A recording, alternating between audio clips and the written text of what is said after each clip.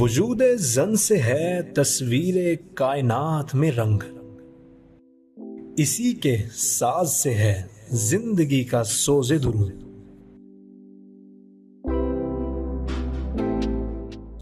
शरफ में बढ़ के सुरैया से मुश्तखा किसकी, कि हर शरफ है इसी दुर्ज का दुरे मकनू।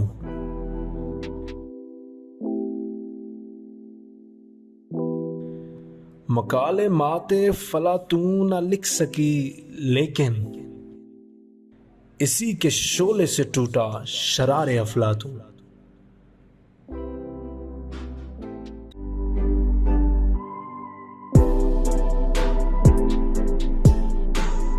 वजूद जन।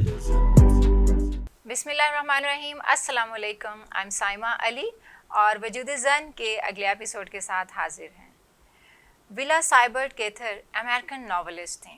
उन्होंने बहुत ही खूबसूरत नावल लिखे और वो बहुत ज़्यादा मशहूर हुई जब उन्होंने इतने ज़्यादा सफ़र के बाद, बेतहाशा ज़िंदगी में सफ़र करने के बाद मगरबी रियासतों में मुंतकिल होने वाले आबादकारों, ख़ास तौर पर तारकीन वतन के ऊपर लिखा। ये यूरोपी तारकीन वतन थे और इनमें भी उनके आम मौज़ूआत और जिला वतनी के बारे में लिखा। ये इतने सेंसिटिव टॉपिक थे कि जब वो इनके बारे में लिख रही थी तो हमेशा उनके किरदारों को अपनी कम्युनिटी को ढूंढने के अंसर जैसा कुछ नज़र आता था। वो अपनी आम घरेलू ज़िंदगियों को मिस करते हुए नज़र आते थे, या फिर उस जगह का एहसास और एक जिस्मानी जो फिज़िकल एग्जिस्टेंस होती है किसी भी मंज़र की, उसकी मंजरकशी करते हुए वो नज़र आ रही थी। ब्रेस्ट कैंसर की वजह से इनकी डेथ हो जाती है। बहुत कामयाब शादीशुदा लाइफ गुजारती हैं और अपने इस जो इनके किरदार हैं, इनकी जद्दोजहद को बार बार ज़िंदगी में दिखाती रहती हैं। शायद उनकी ज़िंदगी से कहीं मुत्तसिल होगी, कहीं मुमासिल रखती होगी ऐसी कोई जद्दोजहद जो उन्होंने ब्रेस्ट कैंसर की वजह से झेली। हमारे इर्द बहुत ही ज़बरदस्त किस्म के लिखारी पोइट लोग मौजूद होते हैं और हमें पता नहीं होता, छुपे हुए हीरों की तरह। आज मेरी मेहमान एक बहुत ही कमाल यंग एंटरप्रेन्योर हैं, लेकिन इंस्टीट्यूट ऑफ सदर्न पंजाब को भी सर्व कर रही हैं इंग्लिश डिपार्टमेंट में। पोइट्रेस हैं और इसके अलावा ब्लॉगर हैं, अपना एक जो है यूट्यूब चैनल भी चला रही हैं, और सबसे मज़े की बात जो मुझे लड़कियों में कम नज़र आती है वो है टूरिस्ट हैं। बहुत मज़े की बातें होंगी इनके साथ क्योंकि कुछ मेरे इंटरेस्ट भी मैच कर रहे हैं। तो वेलकम करते हैं नूरुलैन रज़ा को। अस्सलाम वालेकुम। वालेकुम अस्सलाम मैम। सबसे पहले तो thank you so very much for calling on your show. Welcome. बहुत अच्छा लग रहा है मुझे। It is really an honour and pleasure. I am honoured also क्योंकि आपने हमारे प्रोग्राम में आना कबूल किया इतनी मसरूफियत के बावजूद। Thank you so much. Noorulain, थोड़ी सी बात करते हैं कि बचपन से इतनी एनर्जेटिक थी कि इतना कुछ कर लेंगी, और नहीं, ये जो मेरी जर्नी है लाइफ की, ये थोड़ी सी डिफरेंट है और थोड़ी सी नहीं, बहुत ज़्यादा डिफ़िकल्ट भी है। वो इस तरह say that I am the only child of my parents. तो सिबलिंग्स नहीं थे बचपन से ही। तो ऑब्वियसली बच्चे को क्या चाहिए खेलने के लिए, ठीक है, कंपनी चाहिए। तो आई वॉज वेरी लोनली और मुझे जो है ना बहुत डिप्रेशन भी होता था, और चाइल्डहुड में अकेले रहना जो है ना वो मेरी लाइफ का सबसे वर्स्ट जो है ना वो एक चैलेंज था। तभी इतने सारे काम करके इतने सारे बच्चे बना लिए अपने। एग्जैक्टली। तो ये है कि शुरू से ही जो है अकेले रही हूँ। तो तब मैं बहुत ही ज़्यादा इंट्रोवर्ट थी, किसी से ज़्यादा मिलना नहीं, और बहुत ज़्यादा चिड़चिड़ी काइंड ऑफ पर्सन थी मैं। अच्छा, मतलब को करिकुलर एक्टिविटीज़ में भी नहीं, स्कूल कॉलेज में कुछ भी नहीं। और मैं ये तो वाकई बहुत ड्रामेटिक चेंज है एक तरह का। Exactly. के बाद में एक इंट्रोवर्ट पर्सनालिटी ने इतना एक्सट्रोवर्ट काम शुरू किया। एग्जैक्टली मैम, ऐसा ही है कि पहले वो जो तारे ज़मीं पर ईशान नंद किशोर अवस्थी है, मैं उस तरह की स्टूडेंट भी थी और उस तरह की जो है मेरी लाइफ भी थी। बिल्कुल दुनिया से अलग अपनी दुनिया होती थी, लेकिन फिर आहिस्ता आहिस्ता उन चीज़ों को जो है ओवरकम करने की कोशिश की, अपनी कमियों को जो है अपनी ही मजबूती स्ट्रेंथ बनाने की कोशिश की, और अल्हम्दुलिल्लाह मैंने बना लिया। वरना इस तरह की जो चीज़ें हैं ना वो आपको बहुत वीक कर देती हैं और आपकी पर्सनालिटी पर बहुत ही नेगेटिव इम्पैक्ट आता है उसका। ये ट्रांसफॉर्मेशन का फेज़ कब आया जब ये समझ आया कि ये नेगेटिव इम्पैक्ट कर सकती हैं और मुझे ट्रांसफॉर्म होना है? ये आया मेरे मैट्रिक के बाद। ओके। मैट्रिक के बाद जो है ऑब्वियसली इंसान मैच्योर होना स्टार्ट हो जाता है, उसको चीज़ें जो हैं वो और अंदाज से देखना स्टार्ट करता है। तो जब मैंने देखा कि ये कमज़ोरियाँ मेरी जो है वो मुझे सोसाइटी में बहुत ही नीचे लेकर जा रही हैं और मैं इकलौती हूँ, तो ऐसा होता है कि पेरेंट्स के लिए 2-3 बच्चे हो ना, तो अगर एक अच्छा निकल गया तो दूसरे ने अगर कोई बुराई कर भी दी या उसमें कोई बुराई है या वो थोड़ा नीचे रह गया तो बाकी ओवरकम कर लेते हैं। तो मैंने तो अपने पेरेंट्स के लिए मैंने ही उनका नाम भी बनाना है और अपना भी बनाना है, तो मुझे भी हाँ अल्हम्दुलिल्लाह और इंशाल्लाह आगे भी। तो ये जो टाइम है ना, इसमें मैंने बहुत कुछ सीखा है कि अब खुद को कैसे ट्रांसफॉर्म करने के पहले जो मैं बहुत चिड़चिड़ी हुआ करती थी, नाउ आई एम द कामेस्ट ये कमाल इंस्पिरेशन होगी हमारे बहुत सारे स्टूडेंट्स के लिए, क्योंकि उनके आपको पता है आजकल जो साइकोलॉजिकल चैलेंजेस आते हैं उनमें सबसे बड़ा चैलेंज कि हमें गुस्सा बहुत आता है। मैम हमें गुस्सा बहुत आता है। तो अब ये लेकिन अब ये जो चिड़चिड़ी और उस तरह की पर्सनालिटी से एक कूल पर्सनालिटी बनने वाली जो ट्रांसफॉर्मेशन है, ये आज आपने शेयर करनी है बहुत अच्छे से, ताकि कुछ लर्निंग हो। इंशाल्लाह मैम, इंशाल्लाह। तो टाइम के साथ साथ जो है मैंने बहुत कुछ सीखा, अकेले रहने को जो है अपनी कमज़ोरी नहीं अपनी स्ट्रेंथ समझा, और उसी को मैंने अपनी स्ट्रेंथ इस तरह से बनाया कि बहुत खुद को एक्सप्लोर करना स्टार्ट कर दिया। अच्छा, यही मैं पूछने लगी थी, ये होता ऐसे ही है? किसी ने आपको गाइड किया मैट्रिक के बाद कि अच्छा कुछ पढ़ लो, या ये कोई टेस्ट है साइकोलॉजिकल ये कर लो, कुछ ऐसी इंस्पिरेशन थी? मैम इस हवाले से I am the luckiest one. वो इस तरह से कि जो मेरे पेरेंट्स हैं, स्पेसिफिकली मेरे फादर, वो खुद राइटर है और जर्नलिस्ट भी हैं, कॉलमिस्ट भी हैं। इसके अलावा उनकी अपनी बुक्स जो हैं वो पब्लिश हो चुकी हैं, और अमेरिका की जो लाइब्रेरी है उसमें भी उनकी बुक्स जो हैं वो रखी हुई हैं। तो वहाँ से ये लिटरेचर जो है मुझे ट्रांसफ़र हुआ। फिर मेरे ददियाल में भी, मेरे ननियाल में भी लिटरेचर जो है वो बहुत ही अप लेवल पर रहा है। तभी इतनी लिटरेरी किस्म की आपकी एक्टिविटीज हैं। एग्जैक्टली, मतलब वो एक माहौल ही वैसा था। माहौल एग्जैक्टली जबरदस्त। तो जी नूरुलैन के इस जबरदस्त जर्नी को कंटिन्यू रखेंगे हम इस ब्रेक के बाद।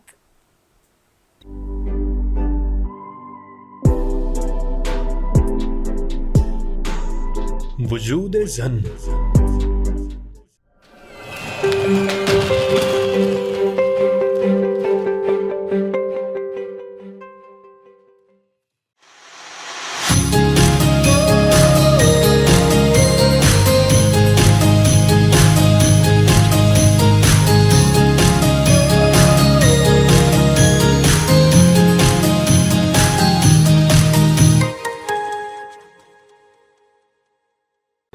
Institute of Southern Punjab Multan, the largest and pioneer degree awarding institute in South Punjab region.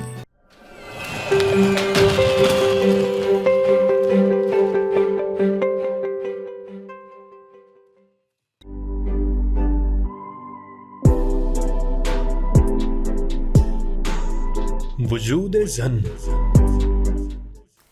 Welcome back. Young Noorulain Raza energetic और बहुत कमाल की खातून हमारे साथ मौजूद हैं। जी नूरुलैन, हम बात कर रहे थे कि आप जब छोटी थी तब आप इस तरह के को करिकुलर एक्टिविटीज़ में जाना ये सब नहीं था, कॉलेज में शुरू किया थोड़ा बहुत? नहीं, कॉलेज में आपको मैं एक बात बताती चलूँ कि लड़कियों की फ्रेंड्स होती हैं। मेरी जो पहली फ्रेंड थी वो बनी थी ग्रेजुएशन में। अच्छा। और still she is with me. तो ये है कि टाइम ने सिखाया, पहले दोस्तों के साथ नहीं बैठना, बिल्कुल अकेले रहना, क्लास में किसी के साथ नहीं बात करनी, तो कोई रिलेशनशिप में नहीं आना, किसी दोस्त के साथ नहीं, कुछ नहीं, घूमना फिरना भी बिल्कुल भी नहीं, स्कूल कॉलेज के ट्रिप के साथ भी नहीं, बिल्कुल भी नहीं। मुझे इनफैक्ट और फिर आप टूरिस्ट कैसे बन गई? वो वक्त के साथ साथ जो है ना चीज़ें ट्रांसफॉर्म होती चली गई, पेरेंट्स की तरफ से भी, मेरी तरफ से भी। पहले जब मैं इंट्रोवर्ट थी तो मुझे इतनी भी इजाज़त नहीं होती थी कि किसी रिलेटिव की तरफ जो है अकेले जाना है, या वो बिल्कुल जाहिर सी बात है इकलौती थी, तो मुझे बहुत ज़्यादा जो है वो ख्याल रखना पड़ता था पेरेंट्स को हर चीज़ का मेरी, कि बिगड़ ना जाए या तो फिर जो है आहिस्ता आहिस्ता जब उन्होंने देखा कि now she is a big girl और ये संभाल सकती है सारी चीज़ों को, तो अब उन्होंने इतना फ्री हैंड दिया है कि अब तो इतना भी फ्री हैंड दे दिया कि अगर मैंने कहीं भी जाना हो ना तो मैं जस्ट फ़ोन भी कर दूँ ना कि मामा मैंने यहाँ जाना है, तो she said she says okay. Okay, अच्छा मुझे एक चीज़ बताएं आप नूरुलैन, कि ये जो आपने इंग्लिश लिटरेचर की तरफ आने का सोचा, ये अपनी मर्जी थी या ये भी फादर से इंस्पिरेशन लेके किया? ये मेरी मर्जी भी थी और इंस्पिरेशन भी था। बाबा को देखती थी शुरू से, वो हमेशा अदबी महफिलात में बैठा करते थे और जो है उनके दोस्त भी वैसे ही अदबी, उनका पूरा ग्रुप होता था। बिल्कुल, हर फ्राइडे को इधर एक आर्ट्स फोरम लगता है मुल्तान में, तो हर फ्राइडे को वो गैदरिंग में उन्होंने जाना और वही गैदरिंग वापस हमारे घर पे आती थी उन्हीं के साथ। तो वो उन लोगों के से इंस्पायर होके फिर मेरा अपना भी कुछ था कि मैंने 9th क्लास से पोइट्री लिखना स्टार्ट कर दी थी। मैं भी यही पूछने वाली थी कि पोइट्री कब लिखने लगी? वो 9th क्लास से मैंने लिखना स्टार्ट की और अब इंशाल्लाह मैं विद इन अ ईयर अपनी बुक पब्लिश भी करवाने लगी हूँ। तो अब ये है कि thank you so very much ma'am. तो बस ये है कि फादर से भी मिला, फिर मेरे अपने अंदर भी कुछ इंटरेस्ट था। सारी चीज़ें इंस्पिरेशन से भी नहीं होती हैं जब तक आपके अंदर वो चीज़ मौजूद ना हो। बिल्कुल। तो ये हमें खुद से पहचाननी है कि हमारे अंदर क्या क्वालिटीज़ छुपी हुई हैं, क्योंकि हम अपने आप को अंडर एस्टिमेट करने में तो 1 मिनट भी नहीं लगाते हैं और अपनी क्वालिटीज़ को पहचानने में सालों साल लगा देते हैं और जब पहचानते हैं तो बहुत देर हो चुकी होती है। अच्छा, वैसे खैर बहुत देर कभी नहीं होती, जब भी बंदे ने पहचान लिया वही उसका वो पल है जब वो दोबारा पैदा हो गया। हाँ, ये भी कहा जा सकता है, ये भी कहा जा सकता है। ये बताएं कि फिर ये यूट्यूब चैनल बनाने का ख्याल कैसे आ गया? यूट्यूब चैनल बनाने का ख्याल आया कोविड की वजह से। कोविड ने जो है, कोविड में मेरी जॉब चली गई थी। मैं आपको थोड़ा सा अपना प्रोफेशनल जर्नी भी बता दूं। When I was 21 years old मैंने तब से लेक्चरशिप स्टार्ट की और मैंने सबसे पहले जो पढ़ाया वो एमर्सन कॉलेज में पढ़ाया 1 साल। Then I taught in Punjab group of colleges for 5 years। Then I taught in Iris University. Then I taught in Admire College. Now I am teaching here in Institute of Southern Punjab. तो ये जो सारा मेरा tenure था, तो इस सारे tenure में जो है बहुत कुछ मुझे डिफरेंस भी बताना है। डिफरेंस बताना है, ठीक है। अच्छा, स्कूल कॉलेज और यूनिवर्सिटी के जो आपके स्टूडेंट होते हैं इनका डिफरेंस और इसका एक्सपीरियंस। अच्छा, इस सारे टेन्योर में जो है ना बहुत कुछ मैंने सीखा है। बहुत लोगों को जो है मैंने उनकी साइकोलॉजी को समझना स्टार्ट किया है। तो शायद प्रोफेशनल लाइफ में आके मैंने ज़्यादा खुद को एक्सप्लोर किया। जब मैंने लोगों को एक्सप्लोर करना स्टार्ट किया ना, तो तब मैंने एहसास हुआ कि खुद को भी करना है। तो तब मैंने सोचा कि अच्छा, अगर मैं इस शख्स को इस तरह से डील कर सकती हूँ, that means I have that ability and I am that capable कि मैं किसी भी तरह की सिचुएशन में जो है मैं गुजारा कर लूँगी। तो तरह तरह के लोग मिलते हैं आपको, ठीक है। It's all about your patience कि आप कितने पेशेंस के साथ जो है लोगों के साथ चलते हैं। ये टूरिज्म की तरफ आने का मैंने पहले भी क्वेश्चन किया था कि ये पूरा अपना कोई ऑर्गेनाइजेशन बना ली है? नहीं, ऑर्गेनाइजेशन नहीं बनाई। बेसिकली मैंने खुद से स्टार्ट किया था। जब मैंने अपनी मास्टर्स कंप्लीट कर लिया तो मेरे पेरेंट्स पहली दफ़ा आए मुझे मिलने के लिए। तो मेरी क्लास के सारे मेल फेलोज़ मिले उनको and I was very confuse, क्योंकि हमारी फैमिली बड़ी इंट्रोवर्ट सी है, तो बहुत ज़्यादा जो है ओपन माइंडेड नहीं थी। तो मुझे बहुत परेशानी हो रही थी कि सारे बॉयज़ जो हैं, अब तो ये वाला चीज़ बहुत ही आम हो चुकी है, तो 3 और 4 years बैक जो है ना ये थोड़ी सी समझी जाती थी। तो अब ना मुझे बड़ी परेशानी हुई कि सारे बॉयज़ जो हैं वो वालिद साहब के पास बैठे हैं, तो पता नहीं कोई ऐसा मजाक ना कर दें या कोई बात ऐसी ना हो जाए जो उनको बुरी लग जाए। तो जब घर वापस आ गए तो माय फादर सेड कि आज मुझे पता चल गया दैट मेरी बेटी जो है इतनी समझदार हो गई है कि अब जो है मुझे उसके लिए परेशान होने की ज़रूरत नहीं है, क्योंकि आपकी क्लास के बॉयज़ ने मुझे कहा है कि आपने अपनी बेटी की तरबियत बहुत अच्छी की है। तो ये चीज़ जो है ना, ये बहुत कॉन्फिडेंस तो एकदम मेरा पता नहीं कहाँ चला गया, छत को जाके लगा और वहाँ से जो है ना फिर मुझे आहिस्ता आहिस्ता बाबा ने बाहर की दुनिया भी फिर दिखाना स्टार्ट की। तो अब ये है कि एक ऐसी लड़की जो घर से नहीं निकल सकती थी, जो लोगों से बात नहीं कर सकती थी, आज मैं सारे हर तरह के कोर्स कर लेती हूँ। अपने होम कोर्स भी देख सकती हूँ, जो घर का कुछ सामान है तो मैं कुकिंग भी करती हूँ। मैं कुछ बाहर से सामान लाना हो तो मैं इस चीज़ का इंतज़ार नहीं करती कि मेरा भाई आएगा या मेरे बाबा आएंगे तो वो काम होगा, नहीं। क्यों ना मेरे बाबा अगर आए तो पहले से ही उनके लिए सारी चीज़ें आई हुई हों और उनको परेशानी ना हो। तो ये चीज़ जो है ना, अच्छा बहुत लोग, मैं यहाँ पर एक बात शेयर करना चाहूँगी, बहुत लोग ना इस चीज़ को पता नहीं मायूब समझते हैं या कहते हैं कि भी सब कुछ वो खुद ही कर रही है, बहुत बोल्ड हो गई है। तो बोल्ड होने में और लिबरल होने में ना बड़ा फ़र्क होता है। Independent, actually it's not bold liberal, yes, it's independent, right. तो ये जो है ना, लोग आजकल इंडिपेंडेंट होने को पता नहीं क्या मिसकंसेप्शन बहुत ज़्यादा हुए हैं कि जो लड़कियां घरों में बैठी हैं, कमरों में बैठी हैं, इनरली एम्पावर्ड खातून जो है ना वो इसको कभी भी हम सोसाइटी में देखें ना, तो जो खुदा ना खास्ता विडोज होती हैं तो एकदम से उनके जब सर पे पड़ती है वो अपने बच्चे पाल लेती हैं, वो इंटरनली स्ट्रांग हो जाती हैं इतनी। बिल्कुल, तो इसका मतलब है कि वो स्ट्रेंथ अल्लाह ताला ने हर इंसान को दी है, बस उसको एक्सप्लोर करने की ज़रूरत होती है। अच्छा, चूँकि हम आपके तो माशाल्लाह बड़े चैलेंजिंग फेजेस जिसमें है, कोई एक ऐसा चैलेंजिंग फेज़ आप हमारे साथ शेयर करेंगे जिससे में ऐसी लर्निंग हो इन स्मॉल वर्ड्स कि हमारे स्टूडेंट्स या आपके भी स्टूडेंट्स और हमारे देखने सुनने वाले उससे कुछ सीख सकें? 1 year बैक मेरी जॉब नहीं थी, कोविड की वजह से मेरी जॉब चली गई। मेरे वालिद साहब को हार्ट अटैक हुआ था और हॉस्पिटल एडमिट थे वो, and it was the hardest time of my life कि उस टाइम पर मुझे नहीं पता था कि अब मैंने आगे क्या करना है। ना मेरे पास जॉब थी, ना मेरे पास मेरे सिबलिंग्स खड़े थे जो मुझे इमोशनली सपोर्ट भी कर लेते। ठीक है, मोरल सपोर्ट भी बहुत ज़्यादा ज़रूरत होती है, लेकिन उस टाइम पर वालदा भी बहुत बीमार थी, तो अकेले मुझे घर को भी मैनेज करना था, मुझे अपने फादर को भी देखना था, मुझे फाइनेंस भी मैनेज करना था।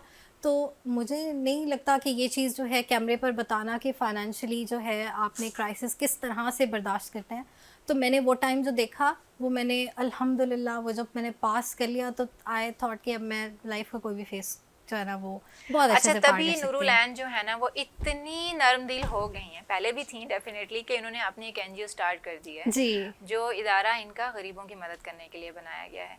बहुत खूबसूरत। और उसके बाद अब हम आते हैं जनाब आपकी शायरी की तरफ, हम ज़रूर सुनना चाहेंगे कुछ एक शेर कोई। मैं एक शेर आपको सुनाऊंगी आजकल के हालात के मुताबिक। समात गुम है अज़ाबों के शोर में, समात गुम है अज़ाबों के शोर में, आंखें झुलस गई हैं ख्वाबों के दौर में। वाह वाह वाह, कमाल, बहुत ही खूबसूरत तख़य्युल है नूरुलैन। और यकीनन आपका ये जो इसके पीछे जो थॉट है ना वो लग रहा है कि बहुत मैच्योर है। एग्जैक्टली। तो अब नूरुलैन की तरफ से जी स्टूडेंट्स के लिए कुछ मैसेज, और मुझे यकीन है कि स्टूडेंट्स आपसे बहुत प्यार करते होंगे, बहुत ज़्यादा, बिल्कुल करते होंगे, तो आपका कैमरा ये है, राइट। मैं मुझे सिर्फ एक शेर देखना। हाँ ज़रूर। जब तक नूरुलैन शेर देखते हैं मैं आपको ये भी बता दूं कि नूरुलैन की ये जो एनजीओ है ये क्या है, Noor for the ones in need. हाँ, Noor for the ones in need इस नाम से है। ये गरीबों के लिए कभी छोटे छोटे काम करती हैं, बिल्कुल, कभी उनके घर का किराया देना, कभी राशन पहुंचाना, तो अपने तहीं सभी कर रहे होते हैं, लेकिन उसको फिर नाम के साथ करना, और फिर आपका तो नाम माशाल्लाह इतना प्यारा है, तो यकीनन उसके ज़रिए भी आप रोशनी ही भर रही हैं, खुशियों की रोशनी। बस कोशिश है कि इंसान किसी की भी ज़िंदगी में एक लम्हे के लिए भी उसकी सुख का या उसकी मुस्कुराहट का बायस बन जाए। मैं कहती हूँ कि आपकी आखिरत के लिए इतना भी मैं कहती हूँ बहुत हो जाएगा। आइए अपने कैमरे की तरफ। जी। वजूदे ज़न से है तस्वीरें कायनात में रंग, वजूदे ज़न से है तस्वीरें कायनात में रंग, उसी के साथ से है ज़िंदगी का सोज़े दिल। तो चूँकि ये नाम ही ऐसा है वजूदे ज़न, तो लड़कियों को मैं एक मैसेज देना चाहूँगी, बल्कि नहीं लड़कियों को नहीं, लड़कों को भी मैं ये मैसेज देना चाहूँगी कि कोशिश करें कि किसी का दिल ना दुखे आपसे। किसी के लिए अगर आप खुशी का बायस नहीं बन सकते, उसको अगर आप सुख नहीं दे सकते, तो आपको कोई हक नहीं है कि आप किसी को भी दुख दें, उसकी आंखों से एक आंसू भी आपकी वजह से निकले।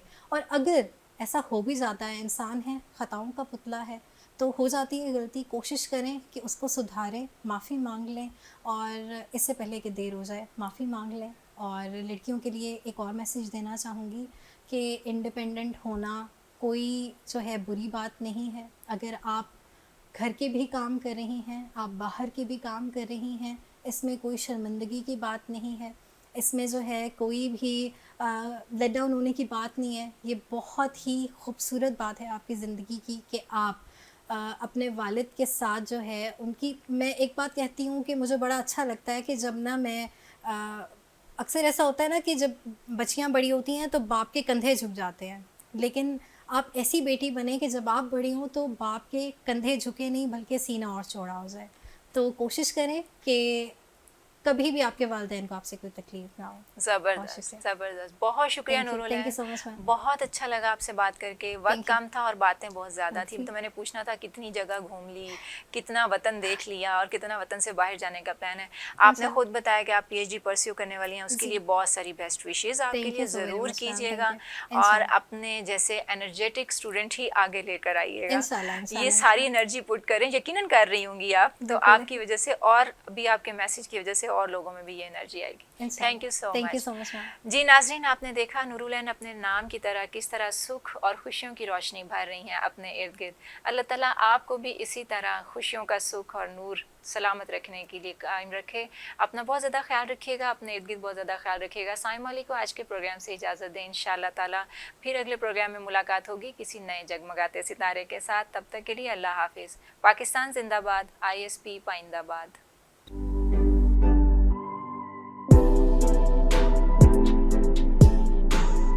वजूद ज़न।